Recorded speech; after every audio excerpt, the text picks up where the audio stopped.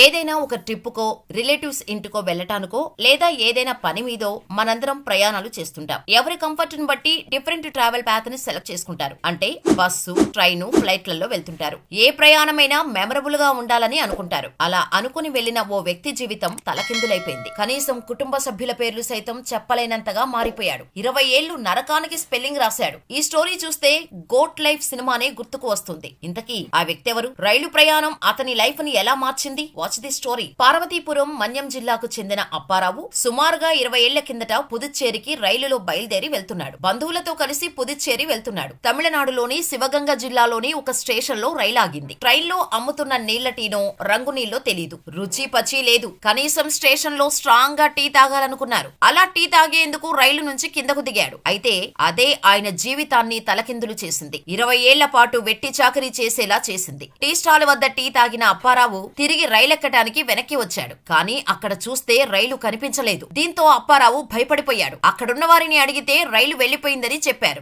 దీంతో అప్పారావుకు దిక్కుతోచలేదు. మరో రైల్లో వెళ్లిపోదామనుకుంటే జేబులో చిల్లి గవ్వాలేదు. అప్పటికి అప్పారావు వయసు కేవలం 40 ఏళ్లు మాత్రమే. దీంతో ఎటు వెళ్లాలో తెలియక ఏం చేయాలో పాలుపోక అప్పారావు అక్కడే ఉండిపోయాడు. తినడానికి తిండి లేదు. ఏదైనా కొందామంటే చేతిలో డబ్బుల్లేవు. ఏదైనా పని చేసి 4 రూపాయలు వెనక్కి వేసుకుని ఇంటికి పోదామని అప్పారావు నిర్ణయించుకున్నాడు. అయితే అక్కడకు వచ్చిన ఓ వ్యక్తి రైలు మిస్ అయిన అప్పారావుకు సాయం చేస్తానని ముందుకొచ్చాడు. నా దగ్గర మేకలున్నాయి, వాటిని కాస్తే కూలీ ఇస్తాను అని ఆశ పెట్టాడు. దీంతో డబ్బులు వస్తే ఇంటికి వెళ్లిపోవచ్చు కదా అని ఆనందపడ్డాడు అప్పారావు. అలా తమిళనాడులోని శివగంగ జిల్లా కదంబంకుళం ప్రాంతంలో ఆ వ్యక్తి వద్ద మేకల కాపరిగా చేరాడు అప్పారావు. జీతం ఇస్తానంటూ అప్పారావును పరిలో పెట్టుకున్న సదరు యజమాని కూలీ డబ్బులు ఇవ్వకుండా బలవంతంగా తన వద్దే ఉంచుకున్నాడు. అప్పారావు బయటకు వెళ్లకుండా కట్టడి చేశాడు. అలా 20 ఏళ్ల పాటు జీతం కూడా చెల్లించకుండా అప్పారావుతో వెట్టి చాకిరీ చేయించుకున్నాడు. బయట ప్రపంచంతో సంబంధం లేకుండా అప్పారావును బయట మనుషులతో మాట్లాడనివ్వకుండా చేశాడా యజమాని. అలా దాదాపు 20 ఏళ్లు ప్రాణం ఉన్న జీవచ్చ వల్ల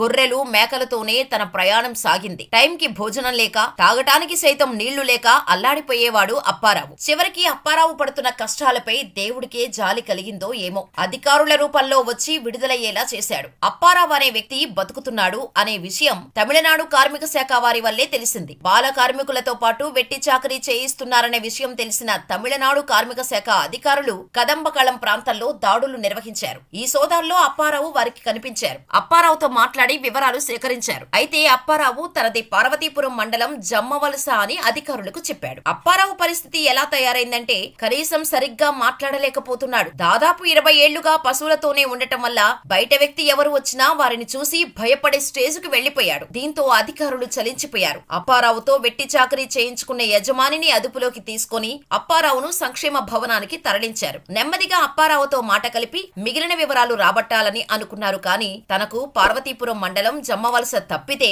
మరేదీ గుర్తులేదని చెప్పాడు. దీంతో చేసేదేమీ లేక తమిళనాడు కార్మిక శాఖ అధికారులు పార్వతీపురం మన్యం జిల్లా కలెక్టర్ కు సమాచారం అందించారు. అప్పారావు ఫోటో పంపించారు. ఇక వెంటనే రంగంలోకి దిగిన పోలీసులు జమ్మవలసకు వెళ్లి అప్పారావు గురించి అడిగితే ఎవరూ తమకు తెలియదనే సమాధానం వచ్చింది. మిగతా గ్రామంలో పోలీసులు అప్పారావు కుటుంబం ఆచూకీ కోసం గాలిస్తున్నారు. ప్రస్తుతం అప్పారావును మధురైలోని ఓ వసతి గృహంలో అధికారులు ఉంచారు. చాలా ఏళ్ల పాటు అప్పారావు ఒంటరిగా ఉండటం, ఎవరితోనూ మాట్లాడకపోవటంతో ఆయన మాటలు అస్పష్టంగా ఉంటున్నాయి. అలాగే అప్పారావు గతాన్ని మరిచిపోయాడా అనే అనుమానాలు కూడా వస్తున్నాయి. అసలు ఎంత దారుణమో కదా. ఒకటి కాదు, రెండు కాదు, ఏకంగా 20 ఏళ్ల పాటు మరో మనిషిని చూడనివ్వకుండా నిర్బంధించి వెట్టి చాకరీ చేయించుకోవటం అసలు మానవత్వమే లేకుండా ప్రవర్తించిన ఆ యజమానికి ఎటువంటి శిక్ష వేయాలి? మరి అప్పారావు లాంటి అమాయకుల గురించి మీరేమనుకుంటున్నారో మాకు కామెంట్ చేయండి.